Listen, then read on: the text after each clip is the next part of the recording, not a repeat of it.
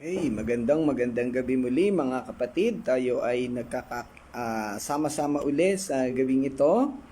At ating ipagpapatuloy ang ating ginagawang araw-araw na pag-aaral sa salita ng Panginoon. Ito ay ating napakahalagang bagay na dapat nating pagtuunan ng pansin upang tayo ay patuloy na matuto at lumago sa ating pagkakilala, pagkaunawa at pagsunod sa Panginoong Diyos. Alam nating lahat na ang gawain ng pag-aaral ng Kanyang salita ay isang pinakamahalagang bagay na dapat nating ginagawa at pinagtutuunan ng pansin, lalo na tayong mga mananampalataya. At kagaya nga ng ating napag-aralan kaninang umaga sa ating sama-samang pagsamba, bigyan natin ng panahon ang pag-aaral ng salita ng Panginoon. Huwag nating hayaan na tayo ay matalo ng mga kaabalahan natin dito sa mundo. Ating i-prioritize sa ating mga buhay bilang mananampalataya ang pag-aaral ng salita ng Panginoon. Magandang gabi, Pastor Nanding. Salamat po. Kayo po ang early bird sa ating talakayan sa gabing ito. Ang mga kasama ko sa church ay nawawala pa. Siguro ay nag-iisip pa, nagmumuni-muni pa sila. Okay. So tayo po nga ay nasa chapter 32. Ang ating pong nakatakdang talakayin at pag-usapan sa gabing ito ay verses 5 and 6. Kahapon ay natalakay natin ang verses 3 and 4. So bago po yan, tayo po muna ay sama-samang dumulog at manalangin sa Panginoon. Humingi tayo ng gabay sa ating gagawing pag-aaral sa gabing ito. Okay, salamat. Samahan niyo po ako, Pastor Nanding. Kayo pa lang ang kasama natin dyan. Okay, pray po tayo. Ama naming Diyos na dakila sa lahat, salamat pong muli sa gabing ito, sa pagkakaloob mo sa amin ng dakilang oras at panahon upang kami ay patuloy na makapag-aral ng iyong mga salita. Samahan mo kami at gabayan, Panginoon, matalakay namin ang mga itinakda mong aralin sa gabing ito. Ikaw po ang pumagitna sa aming lahat. Kami ay malalayo sa isa't isa. Hindi kami magkakasama, but you are connecting us through internet connection, through this Facebook Live. Salamat, Panginoong Diyos. Manguna ka sa amin. Ikaw po ang mangusap sa bawat kapatid namin na nakakasama namin sa pag-aaral at sila'y magbigay ng panahon, laan ng sapat na panahon at maging ang mga puso nila at isipan ay ilaan nila sa pag-aaral na ito. Salamat po, dakilang Diyos. Ito po ang aming panalangin sa pangalan ng Panginoong Hesus. Amen. Amen. Okay, so magandang gabi po sa inyong lahat, Pastor Claude, Ate Alma. Salamat po sa inyo na ay kasama sa pag-aaral ang buong pamilya. Ating pong bigyan ng pagtutuon ng ating pag-aaral kasi napakaganda ng ating mga tinatalakay. Sabi nga natin kanina ay ito naman ay hindi natin buong gabing ginagawa. 30 minutes to 40 minutes, yan lamang po ang ating nakatakdang oras ng pag-aaral. Kaya ibigay natin sa Panginoon ang mga panahon na ito. Okay, so tayo po'y magsimula sa ating talakayan. Kagaya nga ng binabanggit ko ay tayo ay nasa talatang 5 hanggang 6, verses 5 and 6. And kagabi ay natalakay natin ang verses 3 and 4. At yung dalawang talata na ito, 3 and 4, ay tumutukoy sa pagpapanibagong buhay ng mga tao. Ang sabi doon, mabubuksan ang kanilang mga mata at tainga at sa pangangailangan ng mga tao. Magkakaroon ng bukas na puso, bukas na isip, yung mata, yung puso nila sa pagtulong at pagtugon sa pangangailangan ng mga tao. At sa verse 4, magiging matiyaga na sila at maunawain sa bawat kilos. Magiging matapat sila sa kanilang sasabihin. Magandang gabi, kapatid Gertrudes. Salamat sa iyong pagsama sa gabing ito. So ito pong bahagi na binabanggit sa talatang 3 at 4 ay nagpapakita ng pagpapanibagong buhay o pagkakaroon ng bagong prioridad sa buhay ng mga tao. At alam nating lahat sa pangkalahatang konteksto ng chapter 32, ito'y tumutukoy sa panahon kung kailan mababago ang mundo. Ito yung panahon na ang direktang maghahari sa mundo ay ang Panginoong Hesus. So, tumutukoy ito sa Millennial Kingdom. At ito ay in reference sa binabanggit natin doon sa verse 1 na ang sabi doon, makikita ninyo may haring mamamahala ng matuwid sa mga pinunong magpapairal ng katarungan. So ito yung shifting of the government na kung saan yung kasalukuyang nararanasan natin o yung kasalukuyang nangyayari sa mundo ay mababago. Yan, ito'y propesya sa mga kapanahonang yan. Magandang gabi, Pastor Eric. Salamat at napadaan ka sa aming pag-aaral. Yan, ito ay ating ginagawa, daily devotion, kagaya ng ginagawa mo ring live sa Facebook. So ngayong gabi, tinatalakay natin ang talatang 5 at 6 sa chapter 32 ng Isaiah. Si Pastor Eric, para sa kaalaman ng bawat isa, ay misyonero, church planter doon sa kung ako nagkakamali ay Mabini, Batangas, ano po, under ng Christian Bible Baptist Church. Ayan. Okay. So, dito po sa talatang 5, ito ang sinasabi. Ayon sa magandang balita Biblia, ang mga hangal ay hindi natatawaging dakila o kaya'y sasabihing tapat ang mga sinungaling. Sa Christian Standard Bible, ang sabi, a fool will no longer be called a noble, nor a scoundrel said to be important. At syempre sa paborito nating King James Version, the vile person shall be no more called liberal, nor the churl said to be bountiful.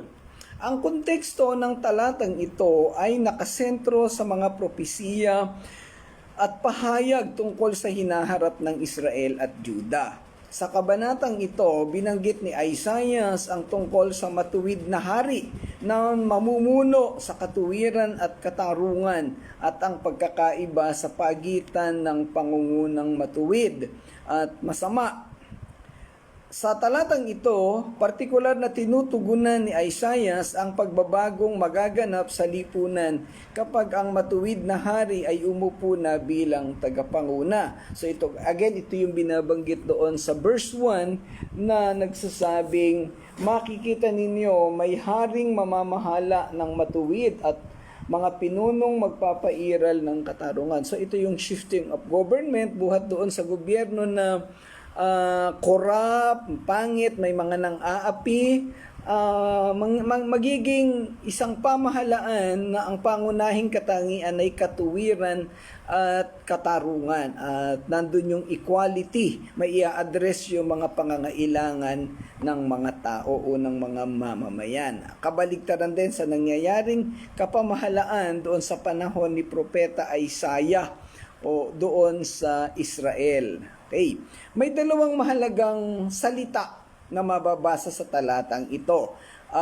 Medyo magkakaiba lang yung ginamit na salita sa iba't ibang salin ng Biblia. Sa magandang balita, Biblia, Tagalog, syempre, ang ginamit na salita ay hangal at sinungaling. Sa Christian Standard Bible, fool at scoundrel. Sa King James naman ay vile at saka churl. Ang salitang vile na ginamit sa King James Version ay nangangahulugang kasuklam-suklam na ugali.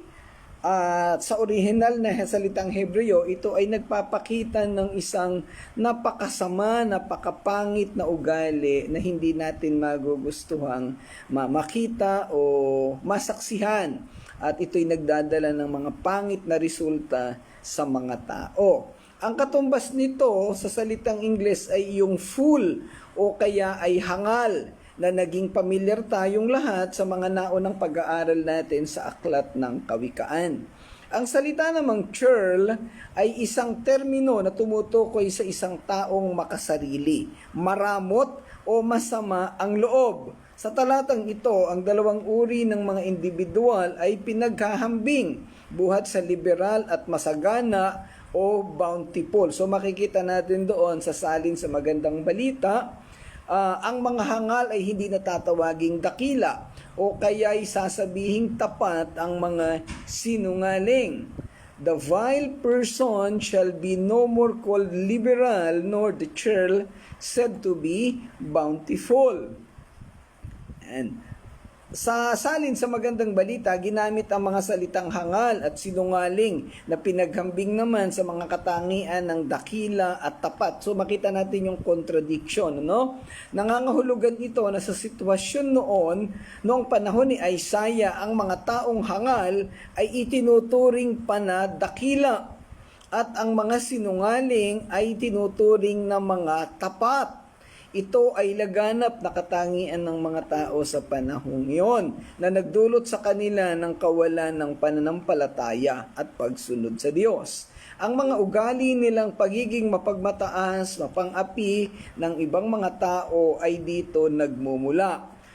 Ang mga ugali ring ito ang dahilan kaya sila hahatulan ng Diyos. Gaya sa panahon ni Isaiah, ang mga ganitong katangian at ugali ng mga tao ay nakikita at nararanasan din natin sa kasalukuyang panahon natin. So alam nating lahat yung takbo ng ating pamahalaan, takbo ng ating ng pamayanan. Hindi lang naman actually sa Pilipinas nangyayari yung inequality, kung hindi sa iba't ibang dako ng mundo.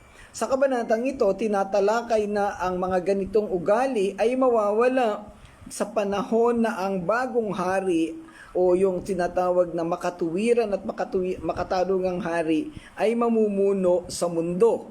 Ang talata ring ito ay nagpapakita ng tema ng pagbaligtad o pagbabago ng pamantayan ng lipunan, buhat sa kasamaan at pagmamalabis patungo sa katuwiran at katarungan o kaya ay pagkakapantay-pantay ng mga tao. Sa kasalukuyang kalagayan, kahit sa ating kapanahunan ngayon dito sa Pilipinas, ang mga masasama ay madalas na pinupuri sa kasinungalingan dahil sa kanilang pagiging bukas palad o bukas kamay.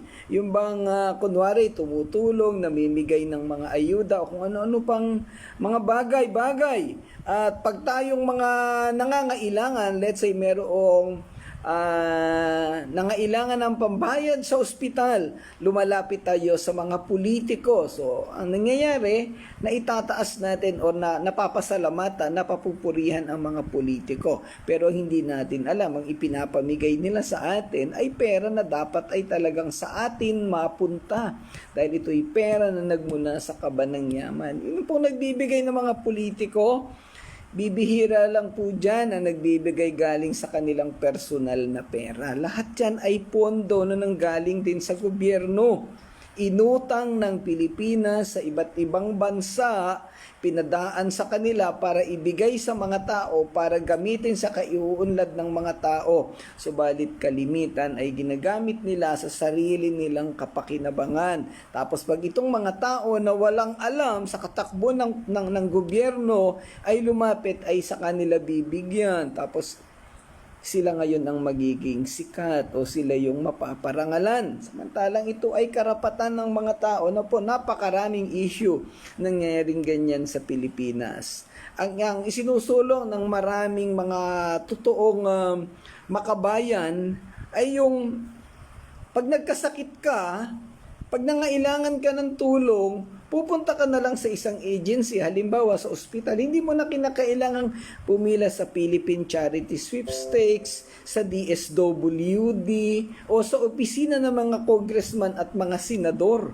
Kasi dapat ito ay ibinibigay na ng kusa. Marami po tayong batas na ginawa. For example, yung universal healthcare. Dapat yan, sagot na yan ng lahat ng ating pagpapa-hospital at pagpapa-check up. May libre pang gamot. Pero ang nangyayari, hindi po ipinoprovide sa ating mga mamamayan. So ilang bagay lang po iyan na nangyayari at nagaganap sa ating bansa. O maaring maging sa ibang mga bansa. Walang nangyayaring kaparehasan, hindi nangyayari yung equality na isinasabi sa kanilang mga batas. Kaya nga, ang nangyayari dito, yung pang mga taong gumagawa ng mali, yung mga taong nagsisinungaling, sila pa yung nagiging malakas, sila pa yung napaparangalan. At yung mga tao na gumagawa ng tama, talagang matuwid, walang nangyayaring maganda sa kanila. Sila pa yung naaapi. Yan. sa kasalukuyang kalagayan, ang mga masasama ay madalas na pinupuri. Sabi nga natin, sa kanilang kasinungalingan dahil sa kanilang pagiging bukas palad. Kunwari mababait, kunwari ay tumutulong, pero hindi naman totoo. Yan. Magandang gabi, kapatid Michael Torres. If I could still remember, si kapatid Michael ay isa sa mga naging estudyante natin sa church planting, parang panahon ng pandemic. Ano po? Yan. Salamat kapatid sa pagsama sa ating talakayan. Sila ay okay, sa ating pagpapatuloy, ang mga nangyayari sa takbo ng mundo, yung mga taong gumagawa ng mali ay sila ang napaparangalan, sila ang naitataas. Yung mga naaapi naman, yung mga tinatawag nating mga marginalized member of the society, yun yung mga nasa laylayan sa lipunan, kagaya natin na nahihirapan, nakakaranas ng kahirapan, ay mga taong walang kakayahan na protektahan ang kanilang mga sarili, sila'y nananatiling nasa ilalim. At sila yung, kumbaga, tayo yung nag-aabang doon sa mga matitira ng mga mayayaman o ng mga may kakayahan. Imagine natin na lang yung sitwasyon doon, yung buhay ni Lazarus at ng mayaman. So si Lazarus ay namumulot lang ng mumo noong mayaman, pero bandang huli siya ay pinagpala ng Panginoon. Ayan. Okay. Ngayon, ang binabanggit dito ni Propeta Isaiah, darating ang panahon na mababaligtad ang sitwasyon. Mawawala na yung pang-aapi, mawawala na yung pangmamaliit ng mga tao, mawawala na yung inequality. Lahat ay magiging parehas. Wala nang mahirap, wala nang mayaman, pantay-pantay na. Kaya nga lagi kong nababanggit sa inyo yung sitwasyon na ipinaglalaban ng mga lefties, nung mga lumalaban sa gobyerno, particularly yung mga NPA. Ano po, ang pinaglalaban ng mga yan actually ay pagkakaroon ng pagkakapantay-pantay. Kaya lang ay sabi nga natin ay hindi naman yan totally mangyayari dito sa mundo. Mangyayari lang yan pagdating ng huling panahon na kung saan ang mamumuno sa atin ay ang direktang ang Panginoong Hesus lamang. Nakakalungkot dahil ang mga taong ito ay nagagamit din ng mga tao, ng mga nangunguna sa kanila para gumawa ng mga maling bagay at hindi rin nila nauunawaan na mali ang kanilang mga ginagawa. Ayan. Okay, actually, kung pwede ninyo akong tulungan sa pananalangin, ang isa sa ilinalapit ko sa Panginoon na balikan sa pagmimisyon ay yung mga tao na naging kasama ko dati doon sa mga kilusan na makakaliwa kasi sila ay talagang mapapahamak. Kasi hindi nila kilala ang Panginoong Hesus. Hindi sila naniniwala sa Diyos. Kaya talagang sila ay mapapahamak. Ayan. Okay. Yung mga binabanggit natin dito, ang mga taong mahihirap, mga nasa laylayan ng lipunan. Sila yung mga tao na walang kayamanan at walang kakayahang protektahan ang kanilang mga sarili. Gayunpaman sa hinaharap na kaharian ay nilalarawan nga dito ni Propeta Isaiah sa kabanatang ito, hindi na ito mangyayari sa dulong panahon. Hindi na sila tatawaging liberal o masama at mga makasarili ay hindi na mapupuri bilang mapagbigay. Ang pagbabagong ito ay sumasalamin sa isang pangunahing pagbabago sa mga halaga at prioridad, habang ang paghahari ng matuwid na hari ay nagdudulot ng muling pagsasaayos ng mga pamantayan ng lipunan. Mawawala na yung kasamaan, yung pagiging makasarili, mawawala na yung pang-aapi at pangmamaliit sa mga tao. Sa halip ay magiging parehas na ang takbo ng pamamahala. At may binabanggit doon sa chapter 25 na ang Panginoong Hesus mismo ang magdadrive o ang magtuturo doon sa mga hukom, sa mga tagapanguna, kung ano ang kanilang magiging paraan ng pangunguna. Ayan, so yun nga, sa millennial kingdom ito magaganap. Ang talata ay naglalaman din ng simbolikong mga sukat o mga panukat. Ang magkakaibang mga pares ng mga individual na binanggit, gaya ng masama at liberal, madaldal at masagana, ay kumakatawan hindi lamang sa iba't ibang uri ng karakter, kundi pati na rin sa pagsalungat sa moral at etikal na paninindigan. Sa konteksto ng talatang ito, sinasagisag ng mga salitang ito ang mas malawak na pagkakaiba-iba ng mga tao at katangian ng lipunan at pagbabaligtad ng mga halaga. Ang pamamahala ng matuwid na hari ay magdadala ng pagtutuwid sa mga hindi balansing ito na ugali at sistema na tinatalakay sa talatang ito, kung saan ang tunay na pagkabukas palad at katuwiran ay makikilala at pararangalan. Higit pa rito, ang talata ay nagsasalita sa pundasyong prinsipyo ng Biblia, ng katarungan at katuwiran.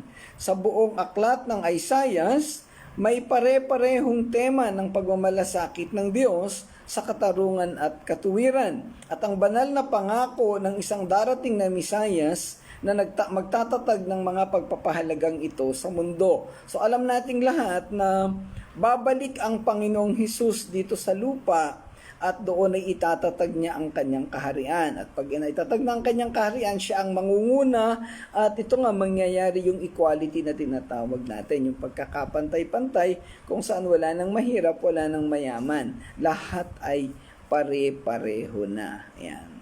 At ito ay tumutukoy din doon sa buhay na ganap at kasiyasiya na tinutukoy doon sa John chapter 10 verse 10. Gaya ng pangkalahatang tema at mensahe ng kabanatang 32 o itong chapter 32, ang talatang ito, yung verse 5, ay umuugnay sa pagpapahiwatig o tinatawag natin na foreshadowing ng pangwakas na katuparan ng kaharian ng Diyos, tulad ng inilalarawan sa Bagong Tipan. Ang pagdating ng Panginoong Hesukristo, ang ipinangakong Mesiyas, ay nagdudulot ng espiritual at moral na pagbabago na naaayon sa mga prinsipyong ipinahayag sa aklat na ito at sa mga propesiya na ating nabasa at mababasa pa, napakarami pa.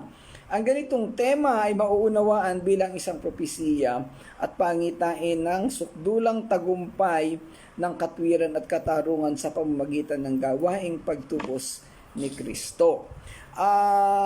Ang mga tinalakay dito ay una tinalakay yung mga pangit na ugali, pangit na sitwasyon sa mundo. And then yung pagkakaroon ng pagbabago sa panahong bumaba na o bumalik na ang Panginoong Hesus dito sa lupa. At siya na ang mangunguna sa ating lahat. Ayan, so ito po'y nagbibigay ng pag-asa sa ating lahat na nakakaranas ng mga kahirapan. Baka mayroon pa nakakaranas sa atin, mga Kristiyano na nagsasabing bakit napakahirap ng buhay natin bilang mga mananampalataya. Kagaya ng sinasabi ko kanina doon sa preaching ay may dahilan ng Diyos kaya ipinaparanas sa atin ang mga bagay na yan. At pagkatapos ng lahat na yan, pag natupad ng Panginoon ang kanyang naisin na ituro at ipaunawa sa atin, dadalhin niya tayo doon sa kaayusan. At ito nga ang binabanggit din dito na pagbabago na binabanggit sa kabanatang ito. Okay, doon po tayo sa talatang 6, kasunod na ating tatalakayin. Ang sabi sa Magandang Balita, Biblia, ang sinasabi ng mangmang ay puro kamangmangan at puro kasamaan ang kanyang iniisip. Paglapastangan kay Yahweh ang ginagawa niya at sinasabi, minsan may hindi siya nagpakain ng nagugutom o nagpainom ng nauuhaw. Sa Christian Standard Bible, ang sabi, for a fool speaks foolishness and his mind plots iniquity. He lives in a godless way and speaks falsely about the Lord. He leaves the hungry empty and deprives the thirsty of drink. Sa King James, for the vile person will speak villainy, and his heart will work iniquity, to practice hypocrisy, and to utter error against the Lord, to make empty the soul of the hungry, and he will cause the drink of the thirsty to fail. Ang talatang ito ay isang babala laban sa mga taong gumagamit ng kanilang mga salita at kilos upang manipulahin at pagsamantalahan ang mga taong mahina at nangangailangan. Ang tema ng talatang ito ay ang kaibahan sa pagitan ng katuwiran at kasamaan at ang mga kahihinatnan ng bawat isa. Ang masamang tao ay umangmang o hangal na binanggit sa talata ay kumakatawan sa mga taong masama ang ugali at kumikilos ng may masamang hangarin, habang ang kaluluwa ng nagugutom at pagpapawi ng pagkauhaw. So may binanggit dito yung kaluluwa sa King James, no? Yung kaluluwa ng nagugutom at pagpapawi ng pagkauhaw. Sa Magandang Balita at sa CSB, ang ginamit ay yung mga salitang nagugutom at pagpapawi ng pagkauhaw. At ito'y tumutukoy doon sa karaniwang sitwasyon ng mga tao na nagugutom at nauuhaw. Sa pangkalahatan, ang mga bahaging ito ay tumutukoy sa pangangailangang material ng mga tao na hindi na ipuprovide ng ayos dahilan sa kakulangan ng tamang pamamahala ng gobyerno o ng pamahalaan. Kagaya rin sa kapanahunan ni Isaiah, ang mga tao ay mga tagapanguna ay naging bingi, naging bulag, kaya binaliwala nila yung pagpuprovide sa pangangailangan ng kanilang mga mamamayan. Ang konteksto ng talatang ito ay bahagi ng mas malaking bahagi ng aklat ni Isaiah na tumatalakay sa katarungang panlipunan at sa kahalagahan ng katwiran. Sa buong aklat, si Isaiah ay nagsalita laban sa pang-aapi sa mga mahihirap at mga taong walang kakayahang mabuhay ng matiwasay at maipagtanggol ang kanilang mga sarili laban sa mapang-aping tao at mga pinuno. Ang mensahe ng talatang ito ay panawagan para sa katarungan at habag para sa mga nagdurusa.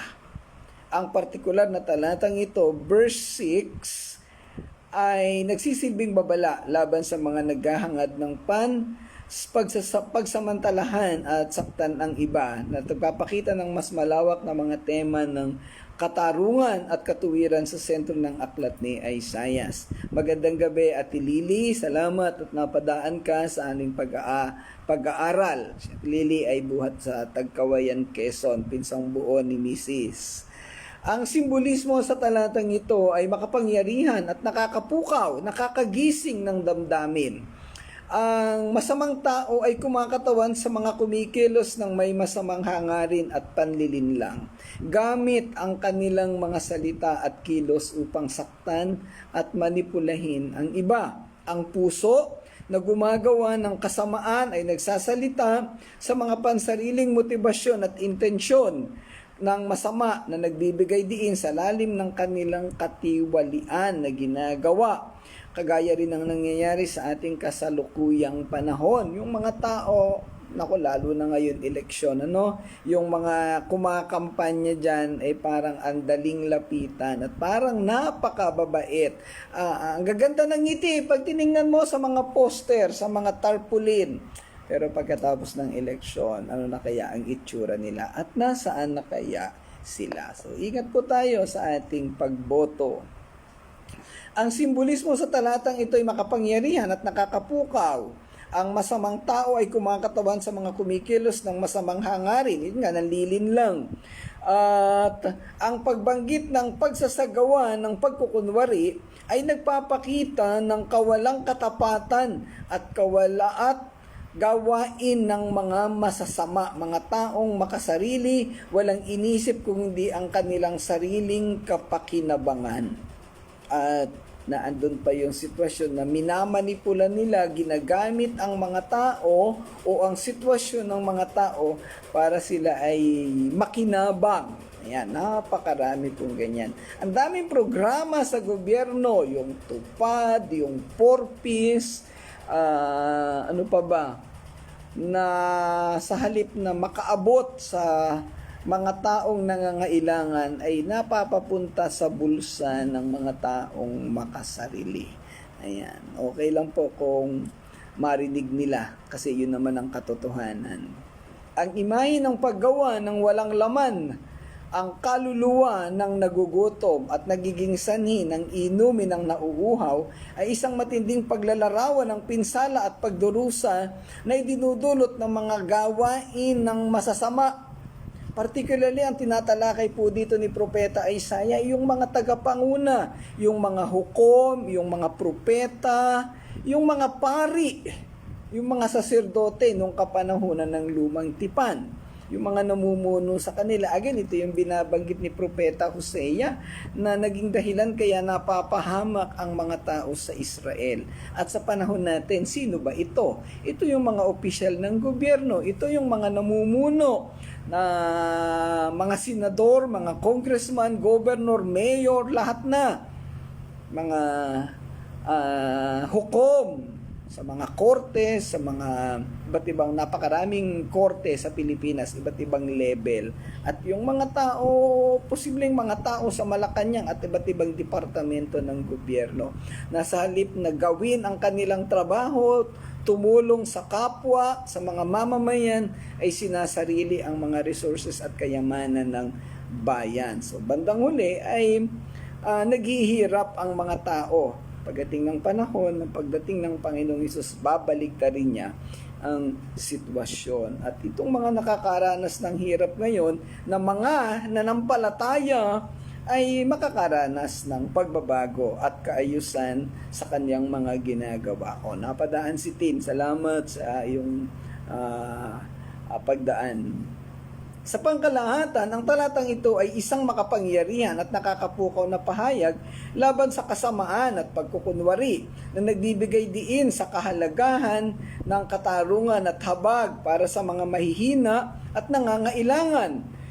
Nangangailangan ito ng pagmamalasakit at tapat na pamamahala sa iba at nagsisilbing babala laban sa pinsala at pagdurusa na dulot ng mga pinipiling kumilos na sa masasamang paraan. Ito'y isang matinding paalala ng kahalagahan ng katuwiran at pakikiramay at ang mapanirang kalikasan ng pang-aapi at panlilinlang. Bigla ko lang naalala, ang karaniwang sinasabi ng mga kandidato ay gusto niya raw maglingkod sa bayan. Yan ang lagi ng slogan, yan ang laging sinasabi. Ang tanong, lagi akong mahilig ako sa ang tanong, naglilingkod ba talaga siya sa bayan? O ang sarili niya lang ang kaniyang pinaglilingkuran? Ayan po. Kaya minsan hindi mo rin masisi yung mga lumalaban kasi talagang nakakasawa na ang kanilang mga sistema. Ang mga bagay, ugali at katangian ng mga tao na binabanggit sa mga talatang ito ay kahalintulad ng mga nararanasan natin sa kasalukuyang panahon. Ang konteksto ng kabanatang ito, Isaiah chapter 32, ay kapanahonan ng Israel doon sa Juda, sa Jerusalem.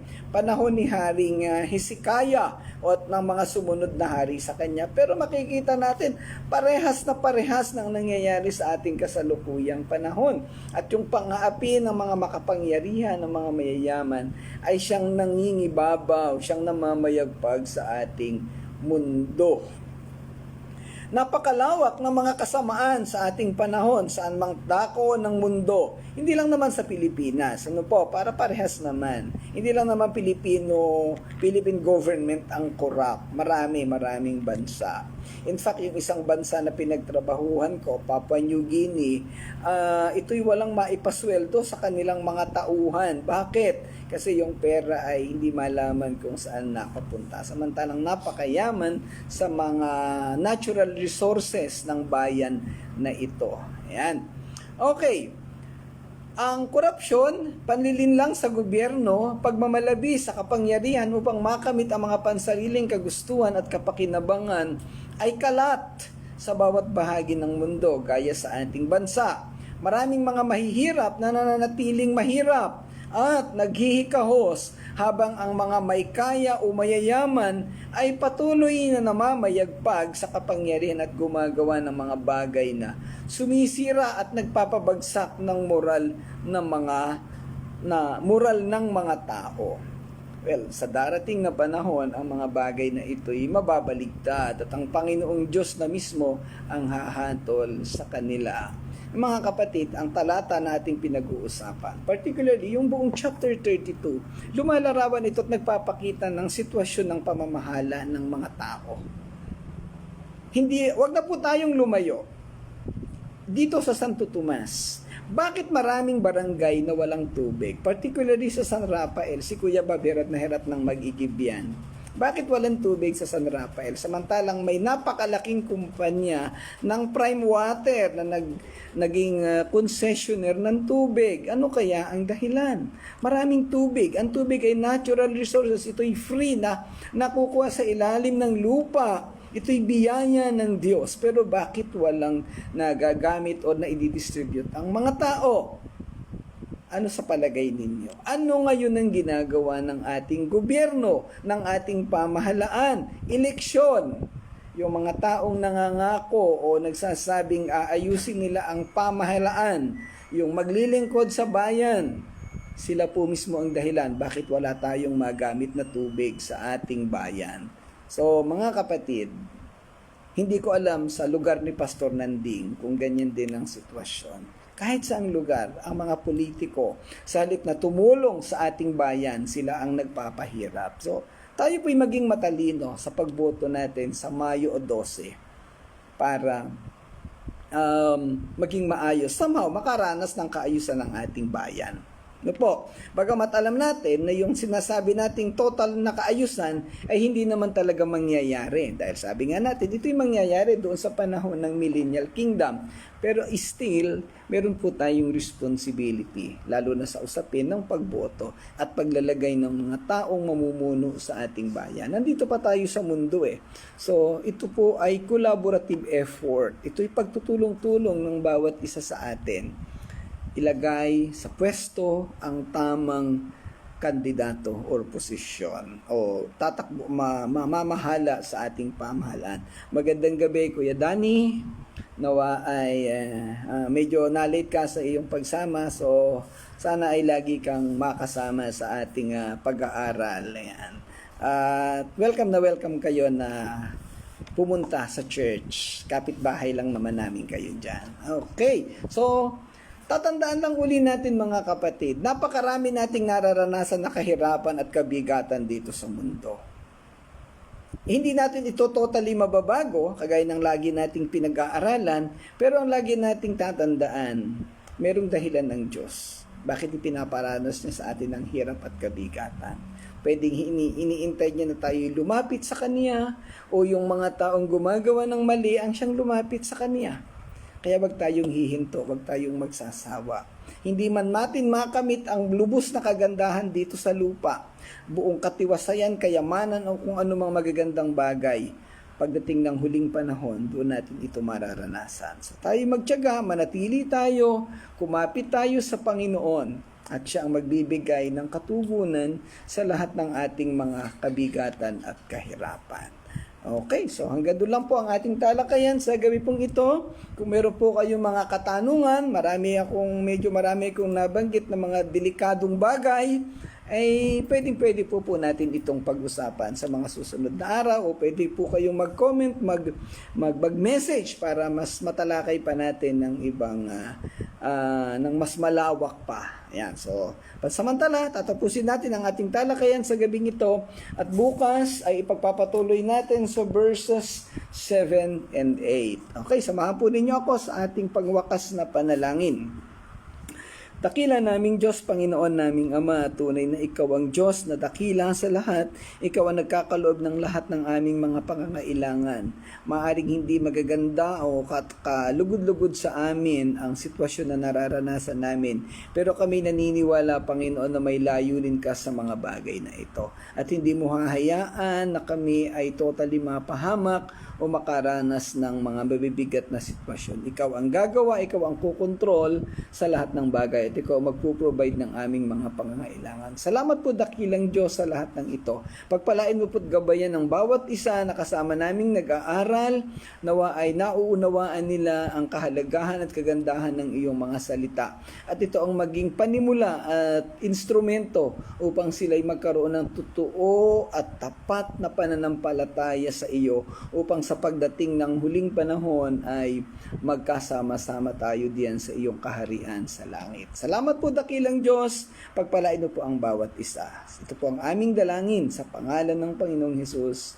Amen. Amen. Okay, so salamat pong muli mga kapatid, mga nakasama natin sa gabing ito. Pagpalain po kayo ng Panginoon at patuloy po tayong magtiyaga sa pag-aaral ng salita ng Panginoon. God bless everyone. See you tomorrow. Bye-bye.